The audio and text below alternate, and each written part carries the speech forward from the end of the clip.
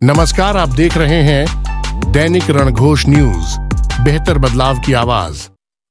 Video की शुरुआत करने से पहले आपसे अनुरोध है कि हमारे चैनल को सब्सक्राइब जरूर कर ले। राव इंद्रजीत की हार में अपनी जीत देख रहा भाजपा के भीतर चल रहा खामोश विरोध। हरियाणा के खजाने को सबसे ज्यादा लबालब भरने वाली गुरुग्राम लोकसभा सीट, जिसे देश मिलेनियम सिटी के नाम से बुलाता है, इन दिनों चुनाव में अलग अलग वजहों से चर्चा में आ चुकी है। यहां से कांग्रेस उम्मीदवार राज बब्बर ने मैदान में आते ही सबसे पहले अपने परिवार को एकजुट कर लिया, जिसकी वजह से यहां मुकाबला दिलचस्प बन चुका है। इस वीडियो में हम बात करेंगे भाजपा से तीसरी बार मैदान में उतर चुके धाकड़ नेता राव इंद्रजीत सिंह की। मतदान में 2 सप्ताह का समय बचा है। जिस तरह से चुनाव प्रचार जोर पकड़ रहा है, मुकाबला सीधे तौर पर भाजपा कांग्रेस के बीच बन चुका है। जहां तक भाजपा का सवाल है, राव इंद्रजीत सिंह के दिन भर के शेड्यूल पर गौर करिए और उनके आसपास नजर आने वाले चेहरों को पहचानिए।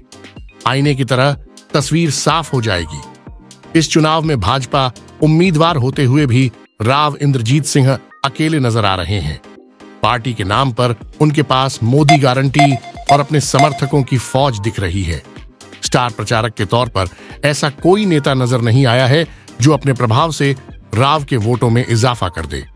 भाजपा की तरफ से पदाधिकारी, विधायक और मंत्री के तौर पर राव के साथ कभी कभार नजर आने वालों में अधिकतर वे हैं जिनकी अपनी पहचान नहीं है। उल्टा वे राव के सामने हाजिरी लगाकर खुद को जिंदा किए हुए हैं। कुछ ऐसे चेहरे लगातार नजर आ रहे हैं जो 4 माह बाद होने जा रहे हरियाणा विधानसभा चुनाव में दावेदारी को मजबूत करने के लिए अपने बायोडाटा पर राव के हस्ताक्षर करवाने का मौका तलाश रहे हैं। भाजपा में राव विरोधियों की तादाद बेहिसाब है, जो बिना शोर मचाए उनकी हार की कहानी लिख रही है। इसका एहसास राव को चुनावी मैदान में उतरने से पहले हो चुका था। इसलिए उन्होंने कह दिया था कि जो उनके साथ आए उनका भी स्वागत है और नहीं आए उनका भी स्वागत है। राव का मानना है कि यह देश का चुनाव है जिसमें मोदी गारंटी ही काफी है। राव का यह कहना साफ तौर से जाहिर करता है कि वे भाजपा में पीएम नरेंद्र मोदी के अलावा इस सीट पर किसी को असरदार नहीं मानते। वे खुद 5 बार सांसद और 3 बार विधायक बनकर अपनी जमीनी राजनीति हैसियत को बखूबी समझते हैं। कुल 10 छोटे बड़े चुनाव में 9 बार जीते हैं।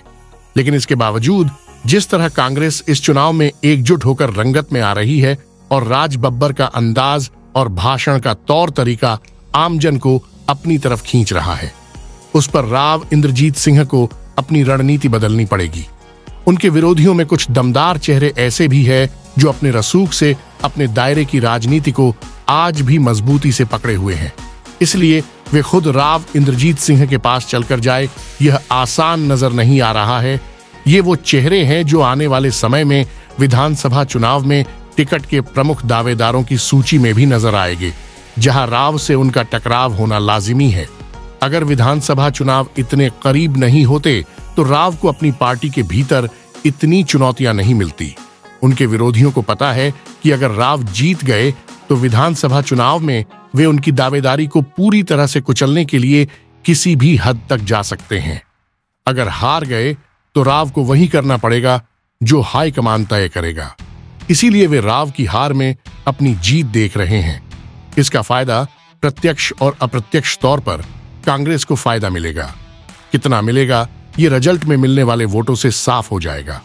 हालांकि भाजपा शुरुआत से ही इस सीट को काफी सुरक्षित मानकर चल रही थी, अभी भी मजबूत पोजीशन में है, लेकिन भीतर घात और हर पल बदलते राजनीति हालत कब हार जीत में और जीत कब धाराशाही हो जाए, कुछ भी नहीं कहा जा सकता।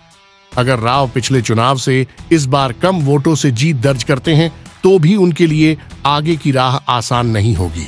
इसका सीधा असर विधानसभा चुनाव पर नजर आएगा। अगर ज्यादा मतों से जीते तो भाजपा हाईकमान में उनका दखल पहले से ज्यादा असरदार होगा। इसलिए राव इंद्रजीत का मुकाबला एक तरफ अनुभवी और राजनीति की चाल पकड़ने में माहिर राज बब्बर से है, दूसरी तरफ अपनी पार्टी के भीतर बिना शोर मचाए चल रहे विरोध से मिल रही है, जो उनकी जीत को छीन सकती है। ऐसे हालातों में वे इसमें कितना कामयाब हो पाते हैं, यह 4 जून को होने वाली मतगणना में साफ हो जाएगा। इस वीडियो में बस इतना ही। पारिवारिक, सामाजिक, राजनीति और शिक्षा जगत से जुड़ी वीडियो को देखने के लिए हमारे चैनल को सब्सक्राइब जरूर करें। आपका बहुत बहुत धन्यवाद। स्क्रिप्ट प्रदीप हरीश नारायण, प्रस्तुति सुभाष चौधरी।